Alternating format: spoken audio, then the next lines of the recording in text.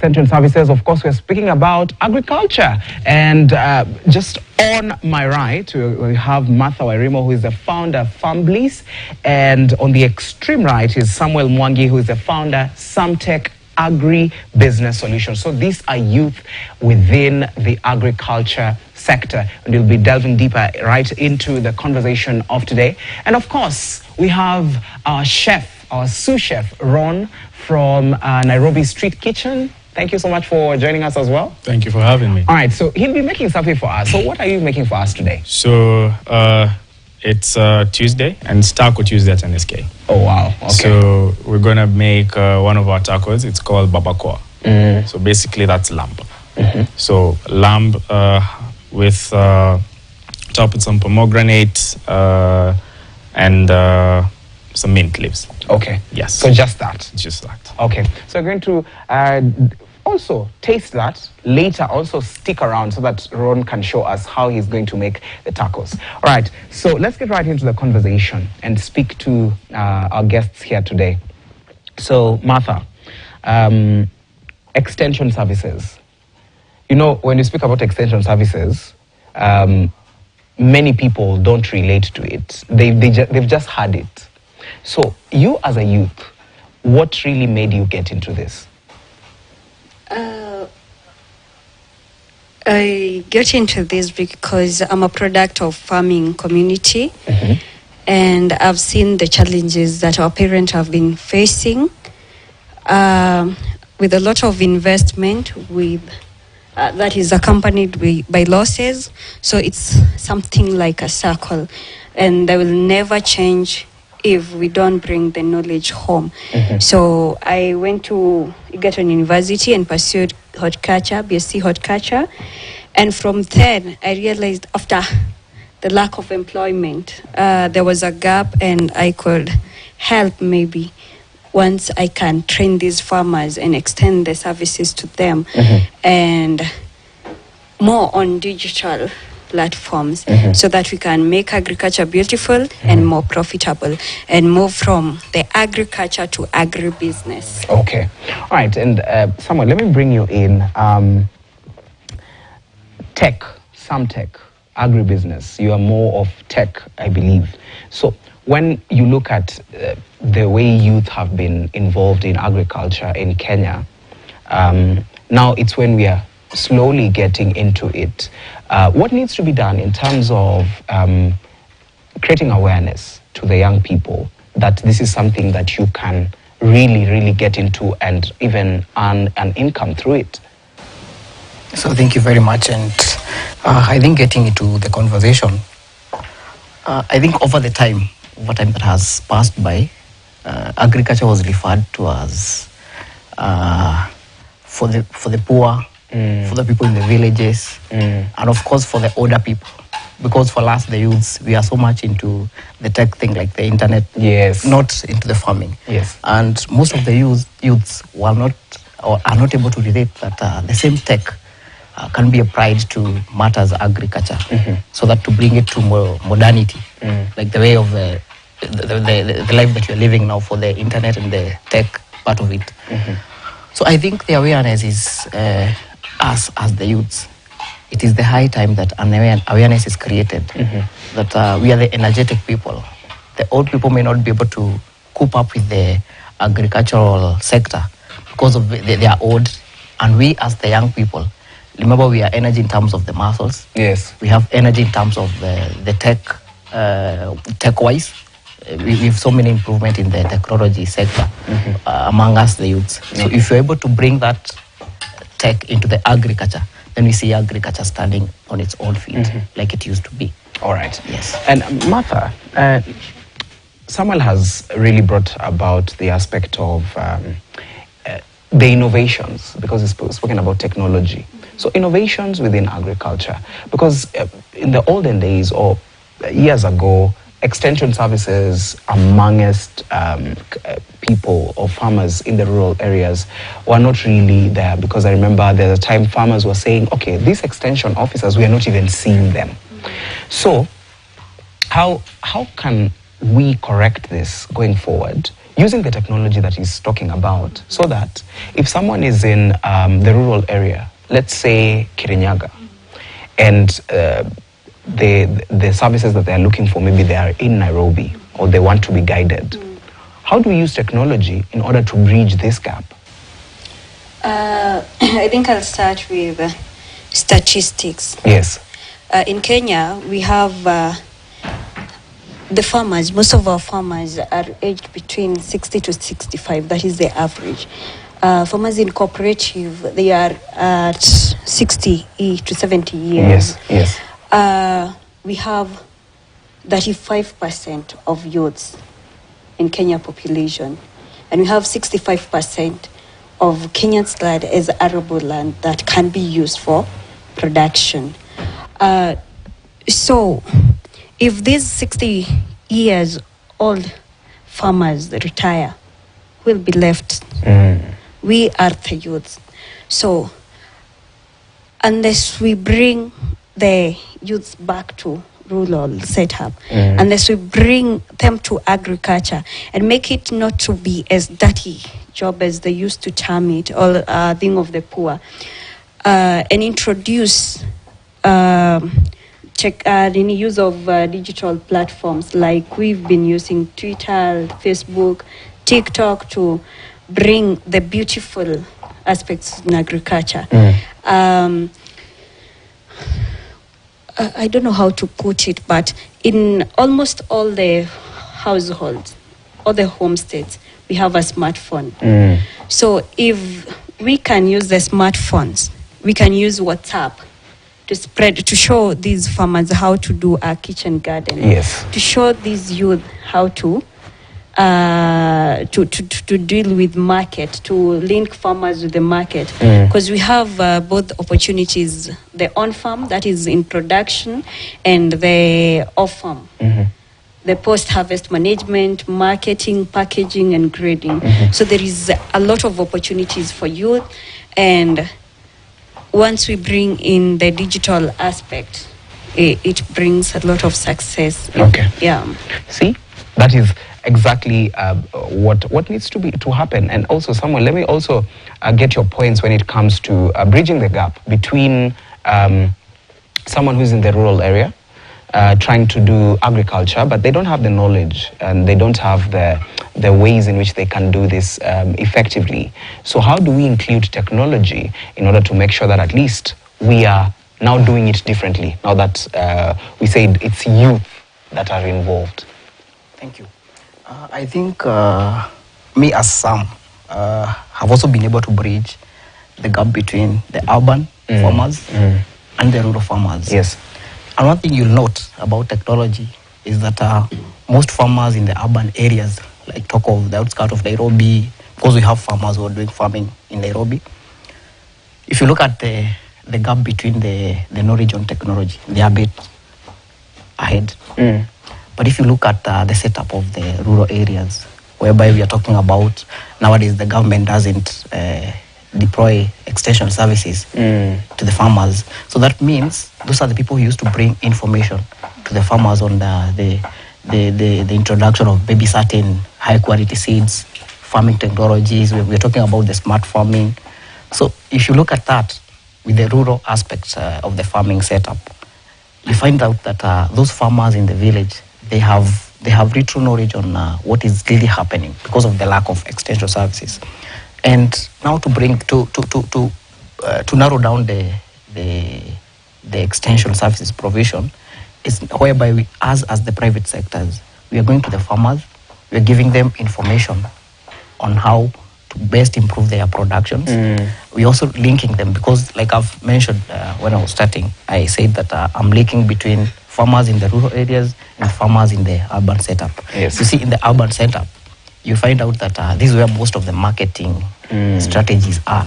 So me as an extension service, I'm able to bring the gap, to narrow the gap between the marketing of, because if you look at a place like Nairobi, the amount of foodstuffs that are needed in Nairobi is not the same way as the foodstuffs that are needed in the village. Yes. Why? But you find out that in the village, that's where most of the agricultural activities are happening. So now the gap the gap now to bridge that someone can produce in Murang'a and sell in Nairobi. That's why I think the issue of extension services, which is not there, is really needed to be given. I think a high chance for it to extend. Right, Samuel, thank you so much for putting that very well. Now, Martha, he has spoken about extension services and the technology aspect of it. Now, let me also bring you in as a founder of Farmbliss. Just explain to us exactly what Farmbliss does and how it's, because now it's youth. So how is it trying to make sure that at least at the end of the day, farmers are getting help in terms of getting to the markets, getting to getting their products through different channels in order for them just to sell even something and create an income for themselves. Yes. I can say Farmbliss started after we analyzed the ratio between extension service providers to farmers. In our county, where I come from, that is Murang'a, by then, that was the statistics then, it was 1 extension officers to 3,000 farmers. Wow, 1 extension to 3,000. To 3,000 farmers. Yeah. So even if you're given an year, how many can you reach? Yeah, very few. So it was impossible to offer the extension services. That is from the employment, the government extension officers. So I found a gap, and I thought it was an opportunity for the Farmbliss to offer this. We do it as a private company where we reach to farmers. With all the farmers, we register them when we have their we have their farms, like in our software. Their data. The data, that is, yes. So we can know this is a farmer who do avocado, this one do fruits. And we identified the opportunities. Number one, we had the production cost, which is very high. And 70% of the production cost in farming, in agriculture, 70% is brought about by feeds, formulation, and the fertilizers. Yeah. 70, that is where the 70% of total the production cost goes to. So we analyzed, and I have been teaching farmers how to make silage for the cows so that we can remove or the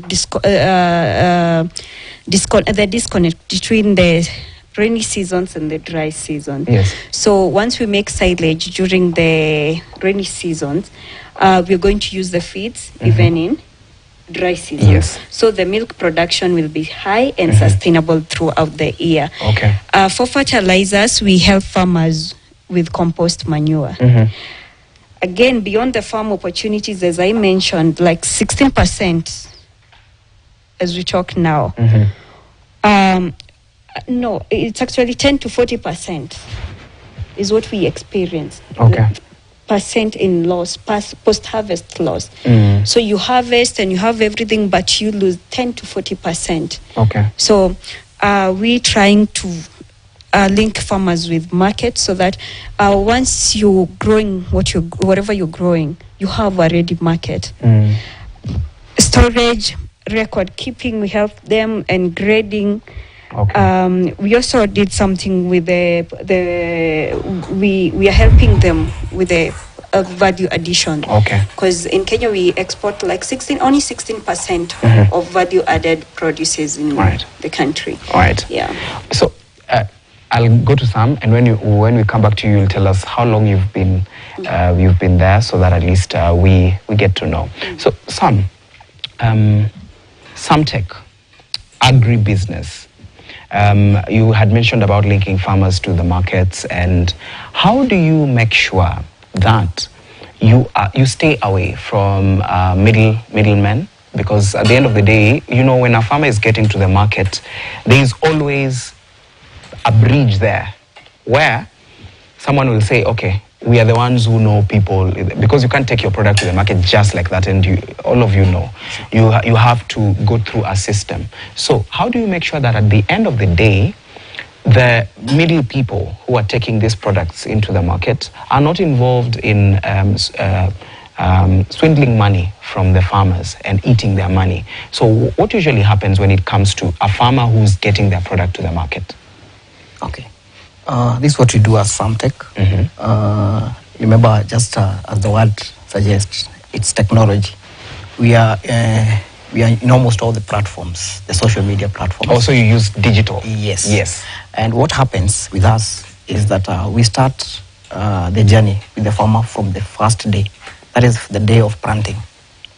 And throughout the process, because we have processes like we give the farmers the extension services or the agronomical support. This is based on how to do the production well that is aimed at an agribusiness aspect at the end. So of course we are looking at a position whereby the farmer is able to have a fortune from his labor, that is from the farming. So once we start with the farmer from the planting, we give him the best agronomical support that will aim at higher production. And then remember, we also on the digital platform. And in these digital platforms, we're able to link with that is where we link with the farmers. We also link with the people in the market. Yeah, you get that circle. Yes. So what happens? Actually, there are many other times that you engage us for your services, and sometimes you already have someone who will get your product because that person we also got him from or her from the digital platforms. Yes. So we're able to know that at the end of it all, because we have farmers, like for example, we have farmers in Ukambani who are doing fruits. We have maybe another one who's in Nyeri doing the same commodity, other one in the other region of parts of Kenya. So this buyer, we connect them direct to the farmer. Yes. Of course, even as FarmTech, we also in the market, so that we also make sure that we have trends on how the prices are at a certain point, so that also these people who usually connect to our farmers, they don't exploit our farmers in terms of the prices. Also, we have to be to have the knowledge in terms of the agronomical support and the marketing knowledge, so that even our farmers at the end of it all, they get people who will buy their product at a good price, and that is going along with the current prices. Yes. Right. And Martha, so for the aspect that he's spoken about when it comes to digital side and making sure that at least they are connecting the farmers to the markets. And he has explained it very well in terms of how technology is coming in. Now for you, you've worked with farmers, you're training them on how to do different things when it comes to the agriculture value chain, you're adding value to their products. When it comes to policies that have been put in place by the government in order to cushion these farmers when it comes to climatic conditions, when it comes to weather patterns that are changing all the time, as we've experienced some time in the year, you have a lot of drought, and sometimes there's a lot of rain up until flooding happens.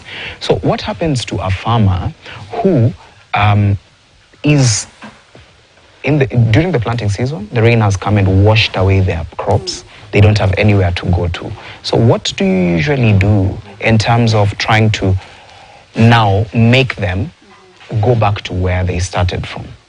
Yes.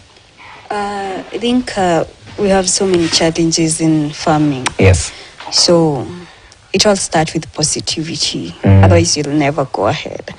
So in agriculture, it's somewhere we can get double profit, double loss. And talking of policies, as you had mentioned in the first place, we have policies that are there. And policies are meant to make an enabling environment for farmers to operate. But unfortunately, I carried out a survey with the Kenya Organic Agriculture Network. And apart from policy makers, farmers don't understand what policies are. And it is so sad because these policies are made for farmers. But the farmers are not aware of them. Secondly, you've talked about the issues with the climate change. and how the farmers are able to adapt and maybe move on after huge loss. We are encouraging our farmers to join cooperatives. Okay. Anytime I'm talking to a farmer, I always encourage him or her to join a cooperative, so that in a cooperative it's easy to get agronomic services. It is easy to get loans, financial support. It is easy for marketing, you see, and it is also easy to get insurance for your crops, and like when you are farming alone. So if we encourage these farmers, if we have at least a cooperative and they are all in, so that once the disaster moment comes, they are able to at least get in their toes and stand again. Okay. All right, Martha. And Samuel, now that we are winding up, you can give us your parting shot, and then we come to Martha, just briefly, so that we can wind up. I think for most of this, when you talk about anything to do with extension services, this is something that a farmer need to have, so that at least, remember, as extension service providers, it's only that some people may not see our impact, but with farmers, they know how the impact that we usually give them, because we are the people who usually help the farmers to like Mother has talked about the marketing bridge. We're able to gap it a little bit, okay? And also, we're also able to make sure that our farmers are producing high quality products, and remember, these quality products also comes hand in hand with the market. Of course, the market needs quality. Okay. So I think, like she has said about the policies, we also need, the policies are there, and policies are there are many, but now the implementation of the policies is where we have the problem. Okay. And where the policies are there and the farmer doesn't understand, then you see there is something that needs to be done. Okay. All right. Thank you so much, Samuel. And lastly, I think I'll have to mention a few things. We face a lot of challenges, what we say, and I think as we have I always mention issues with the non-communicable diseases, which are more of lifestyle diseases. So we need farmers doing the right thing so that we can eat the right food to control some of these diseases. As you know, they are so expensive to treat. So the youths in digital spaces, youths in agriculture can be used to help farmers to integrate nutrition into agriculture. yes. So that at least we are healthy. We are eating healthy. We face common challenges as production inefficiencies, high cost of inputs, and delayed returns, just as any other farmers, the old age. But still, in digital, youths in, like we call them digital connectors, we face a lot of issues with the finance, accessing finances. Yes. Remember, some of these apps are very expensive to afford, and making the technology uptake to the rate is too low. Yes. Yeah, because of the cost. And of course, if we set more ICT hubs, it will help a lot with the digital, with the youths and the old. All right. Thank you so much, Martha, for joining us today, and also Samuel. There you have it. The youth in extension services, of course, that is in agriculture sector, just speaking about how technology is coming in order for it to just bridge the gap between what they know and what they don't know. And also just trying to look at what can be done in order for us to improve this particular sector. That has been Martha Wairimu, who is the founder of Families, and also Samuel Mwangi, founder Samtech Agribusiness Solutions, young CEOs right here. All right, we're going to go for a short break, but don't go too far. When we come back, Chef Ron will be joining us to just give us a little bit of what you can cook at home. So don't go too far.